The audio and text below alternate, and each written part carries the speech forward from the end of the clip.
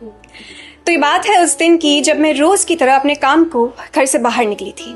इस बार फर्क बस इतना था कि चंद घंटों के लिए मेरा फोन बंद हो चुका था और घर पहुंचने में अभी भी 1 घंटा बाकी था। मैं जैसे ही घर पहुंची, पर घर इस बार घर जैसा नहीं था, बिल्कुल शांत। माँ दौड़ती हुई, घबराती हुई, रोती हुई मेरे पास आई और मुझसे पूछा कि बेटा तू ठीक है ना, तेरा फोन क्यों बंद था, इतनी देर कैसे हो गई।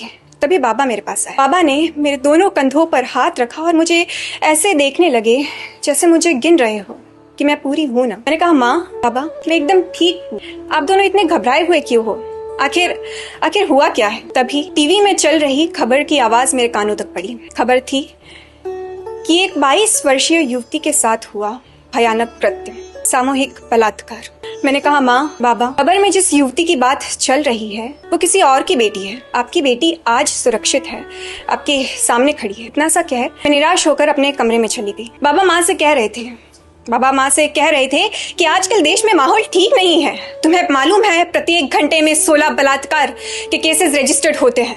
तुम्हें मालूम है आखिर देश में चल क्या रहा है। हमने उसे वैसे ही पराया क्या उसको पाला है, कभी तेजाब, कभी आग, तो कभी इज्जत उछाली क्या उसे मारा है। इंसानियत तो खैर मर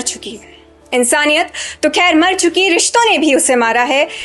कभी रक्षक आता है भक्षक का रूप ले, कौन उसका रखवाला है। हैवानों ने आज फिर एक छोटी सी जान को नोच डाला है और घर पहुंच उसे देवी बना तस्वीर में डाला है। अपने चेहरे की कालिक छुपा तुमने कहा उसका चरित्र काला है। और कुछ तो शर्म करो। एक बाप ने अपनी बेटी को बहुत नाजों से पाला है।